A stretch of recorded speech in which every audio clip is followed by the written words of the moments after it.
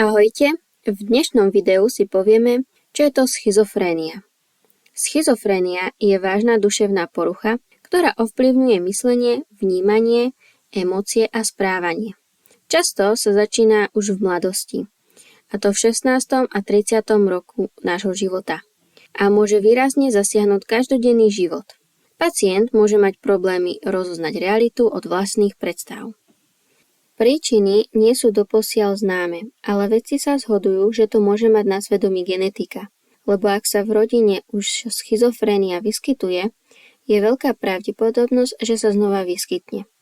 Taktiež aj nerovnováha chemických látok v mozgu, napríklad dopamín, alebo stresové udalosti v detstve alebo v dospievaní, alebo užívanie drog, najmä marihuana alebo pervitín, a taktiež komplikácie počas tehotenstva alebo pôrodu.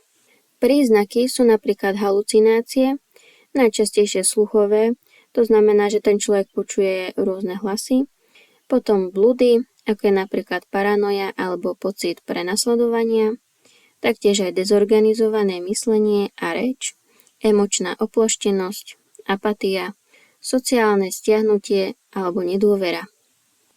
Za dôsledky sa pokladá znížená schopnosť spracovať, študovať a udržiavať vzťahy, zvýšené riziko samovrážd, chronické zhoršenie kvality života alebo závislosť od podpory rodiny a systému starostlivosti.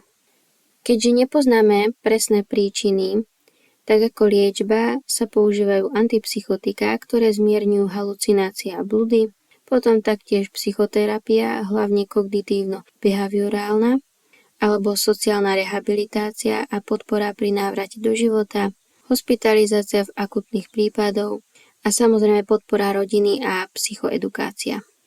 Prevencia je napríklad včasné rozpoznanie príznakov a následná liečba, taktiež vyhýbanie sa drogám a nadmernému stresu, starostlivosť o duševné zdravie už v detstve a podpora psychickej pohody a zdravého životného štýlu.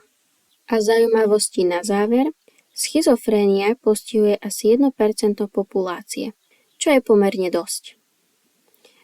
Taktiež veľa ľudí si ju zamieňa a myslia si, že znamená rozdvojenosť osobnosti, čož nie je pravda. Ak má niekto rozdvojenú osobnosť, tak znamená, že má disociatívnu poruchu identity, nie schizofréniu. A ak by ste chceli vedieť o tejto duševnej poruche viac, tak odporúčam si pozrieť film Čistá duša. V tomto filme si môžete pozrieť príbeh slávneho matematika Johna. Ďakujem za pozornosť a vidíme sa na budúce.